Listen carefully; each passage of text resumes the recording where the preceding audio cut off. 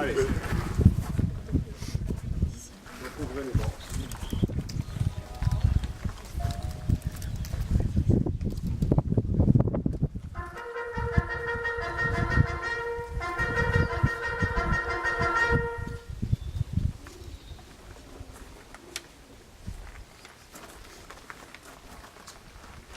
Quatre ans déjà. À peine si nous nous souvenons de notre mobilisation en l'honneur du départ des jeunes du village le 3 août 2014 et de l'inauguration du monument aux morts le 11 novembre 2014. Cette stèle a sorti de l'oubli 5 jeunes, Paul, Gentil, Félix, Pierre et Romain. 4 ans infiniment longs et effroyables pour ces jeunes, pour les familles et pour tout le village de Ribaroul. Nous les avons accompagnés pendant ces 4 ans, en racontant cette guerre, année par année, à travers une exposition de faits historiques, mais aussi de témoignages et de lettres. Paul Mourette, Gentil Guichotte, Félix Mourette, parti trop tôt, ce terrible hiver 1915. Pierre Palazzo et Romain Salabert, voici juste 100 ans en 1918. Alors, où en est-on en 1918? L'hiver a été très dur. Pénurie de denrées alimentaires, prix élevés et rationnement. En Allemagne, l'effort de guerre, le blocus des Alliés accentue les difficultés. La grève générale des ouvriers qui exige la fin de la guerre, la révolte des marins sont réprimés par la force. En Russie, le parti bolchevique devient officiellement le Parti communiste de Russie et Lénine signe en mars 18 le traité de Brest-Litovsk qui met fin aux hostilités avec l'Allemagne et reconnaît l'indépendance de la Finlande, des Pays-Baltes, de la Pologne et de l'Ukraine. L'Allemagne rapatrie alors 800 000 hommes sur le front ouest et lance une grande offensive en France et se rapproche à 80 km de Paris qui est bombardée. L'offensive est stoppée en juillet. C'est la deuxième bataille de la Marne. En août, Britanniques et Français contre-attaquent en Picardie. Le front allemand est rompu avec l'appui des Alliés, Australiens, Néo-Zélandais, Canadiens, Américains, et aussi l'utilisation à grande échelle des chars, les fameux Renault, et de l'aviation. Face à ces revers militaires, de nombreuses troupes allemandes se rendent. Le 8 août devient le jour de deuil de l'armée allemande et le front reculera tous les mois de 5 km par jour jusqu'au Rhin. En Orient, la Bulgarie capitule en septembre. C'est le début de l'effondrement général des fronts allemands et la fin de l'Empire ottoman avec la capitulation des troupes turques.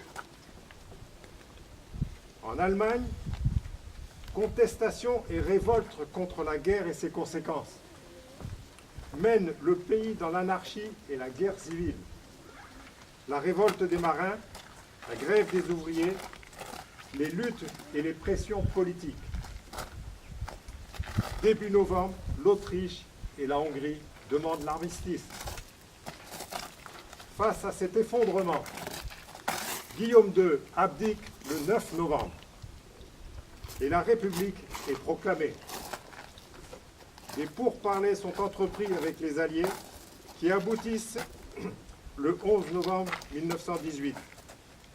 La signature de l'armistice dans le wagon de retourne met fin à la Première Guerre mondiale. Le traité de paix sera signé à Versailles le 28 juin 1919.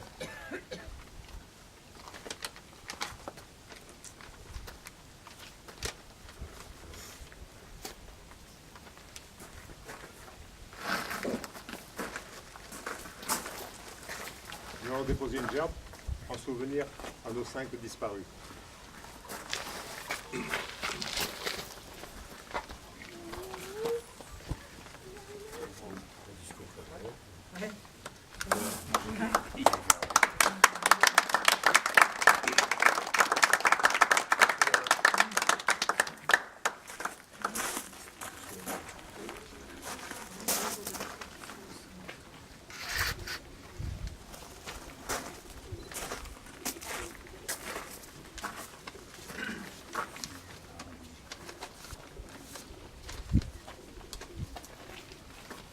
Appel aux morts.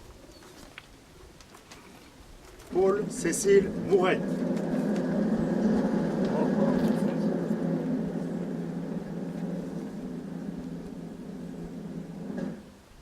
Mort pour la France.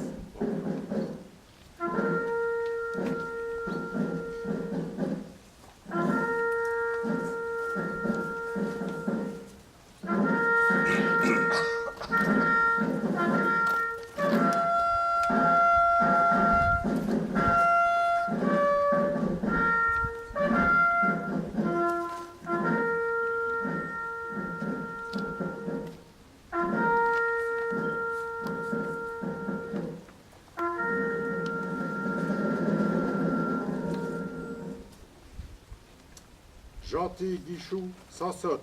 Mort pour la France. Félix Alexis Mourette. Mort pour la France. Pierre-Jacques Palazzo. Mort pour la France.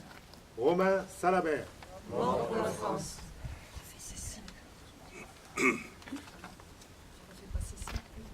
Et Paul Cécile Mourette. Mort pour la France.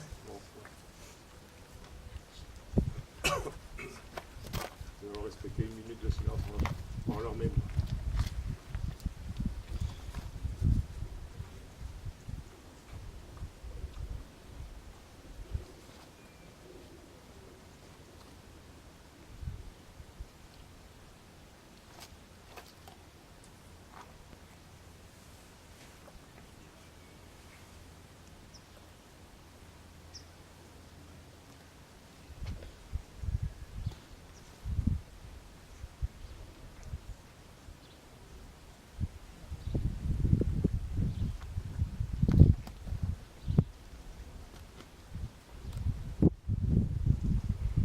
Merci Paul.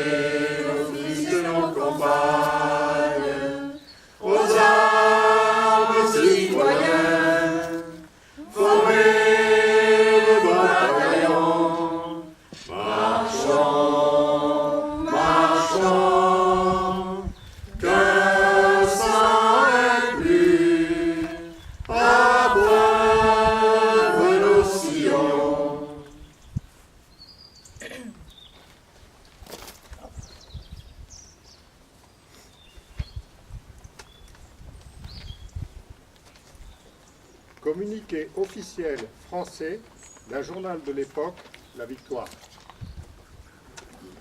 Hier, 1561e jour de guerre. Aujourd'hui, premier jour de paix.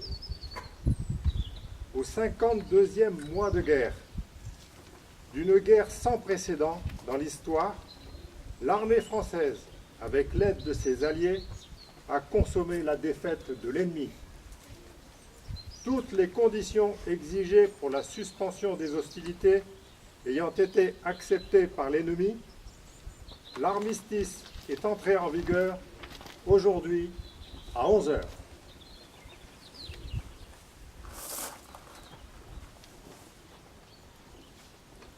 Et voici un extrait d'un journal des poilus. C'est fini. Nous sommes des hommes enfin libérés. À 11 heures, un homme passe en courant.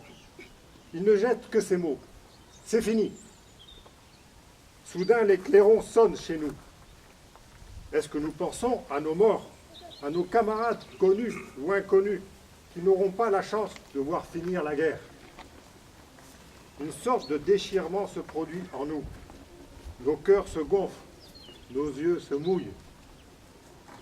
Des musiques brusquement éclatent en face.